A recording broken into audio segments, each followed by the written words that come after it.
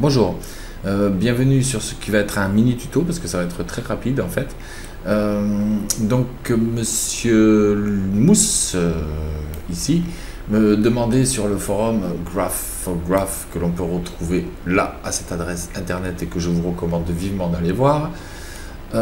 Comment faire? Alors il a fait une petite animation avec un gorille, une modélisation aussi, et là il voulait un peu rappeler la cruauté. Bon bref, c'est de l'homme, bon, le débat n'est pas là, mais disons que en fait ce qu'il voulait savoir c'était comment on peut appliquer une texture différente à partir d'une même d'ailleurs texture sur des objets qui sont clonés. Donc à savoir, mettons, ces traces blanches par exemple, ici, elle serait plus haut, elle serait tournée sur un autre côté et qu'on ne verrait pas. Bref, pour éviter cet effet de répétition sur tout le nombre de clones. Donc on va voir ça très rapidement, il y a deux façons rapides de faire. Il y en a une qui passe par Expresso, que j'ai dans ma médiathèque, je lui ai proposé de lui filer ou de faire un tuto, donc c'est ce que je vais faire là. Je ne vais pas faire le tuto sur la méthode Expresso parce qu'elle elle nécessite en fait d'éditer le cloneur, donc de créer des objets différents à partir du clone, et on va avoir une solution encore plus simple qui permet de garder le cloneur et donc éventuellement de modifier le nombre de clones et les paramètres du cloneur, donc sans toucher aux paramètres de notre travail, simplement en touchant un peu au niveau des textures. Et parce que la méthode Expresso, on la verra une autre fois, là j'ai pas trop le temps donc je fais ça vraiment à l'arrache. On la verra une autre fois, elle est un peu plus longue, mais surtout ce qui se passe c'est que du coup, vu qu'on a édité le cloneur, elle ne permet plus après de modifier ce même cloneur. Donc on voit ça tout de suite, on se retrouve sur Cinema 4D. A tout de suite. Nous voilà donc sur Cinema 4D, alors on va faire très rapide, très simple, on va prendre un cylindre, voilà, comme il avait mis. Moi je vais le mettre dans l'axe plus X, comme ça on verra mieux avec le cloneur. On va juste réduire un peu le rayon, voilà. Qu'il soit édité ou pas, ça ne change rien au faible. Moi je préfère travailler avec des choses éditées. On va compter qu'il a modifié un peu ces choses pour faire la cage et tout, donc on va l'éditer. Ça change rien de toute façon. On va mettre ça dans un cloneur. On va appliquer une texture bois, donc on va en mettre un peu plus quand même, on va pas être là. On va mettre, allez, on va dire, voilà. On va mettre ouais, ça, et puis on va aller chercher une texture. On va prendre une texture. Alors pour ce faire, je vais aller chercher dans mes matériaux. On va donc prendre cette texture là, on va prendre une texture rock parce qu'on voit bien en fait. Après pour le bois, le principe est le même, une fois qu'on a compris, c'est pas un souci.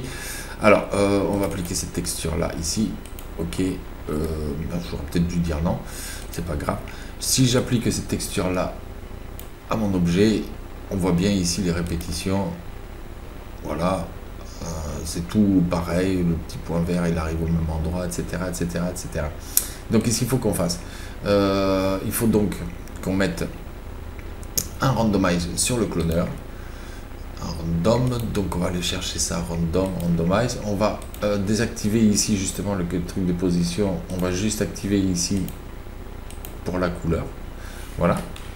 Donc là pour le moment ça n'a aucun effet, ça va prendre son effet à partir du moment où sur notre canal couleur, il ne faudra pas oublier de le faire sur les autres si vous avez du relief etc, de répliquer la même chose. Là moi je vais aller très vite, et disons que je ne vais même pas mettre de spéculaire, comme ça ce sera aussi simple, mais n'oubliez pas surtout de reporter cette manipulation là sur autant de canaux que vous avez qui sont importants. Spéculaire non, pas spécialement, à moins que vous ayez vraiment une image dans le canal spéculaire, mais à partir du moment où il y aura une image dans les canaux, répétez cette opération à chaque fois. On va aller chercher ici un effet distorsion.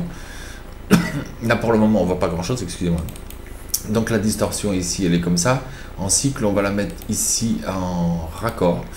En raccord ici on va augmenter carrément à 500. On va pas s'enquiquiner. Là pour le moment on voit toujours rien. De toute façon on voit bien si je fais un rendu, c'est toujours pareil. Mais le topo c'est que ici on va aller chercher notre homographe matière couleur, et là poum, blingo, on va voir que au rendu, là ça se voit pas forcément, mais au rendu on a des textures qui s'appliquent différemment selon les cas. Alors évidemment là les raccords ils sont pas heureux, c'est sûr. Vous pouvez toujours essayer ici sur la texture même ici de cliquer sur raccord pour que ce soit un peu plus heureux quand même. Et puis peut-être d'essayer une projection cylindrique. À voir. Ce serait peut-être plus adapté. Non, pas du tout. Donc on va prendre en UV, ce sera aussi bien. Voilà. Là sur l'écran, sur le viewport, ça se voit pas vraiment, mais sur le rendu qu'on verra la différence. Voilà. Et les textures s'appliquent différemment selon les modèles que nous avons. Alors après, là c'était un rocher, donc mais avec une texture bois, des nervures qui se suivent, où il y a un petit point et tout, il n'y aura pas de souci. C'est juste à faire un raccord. Voilà. J'espère que ça vous sera utile. C'est très rapide.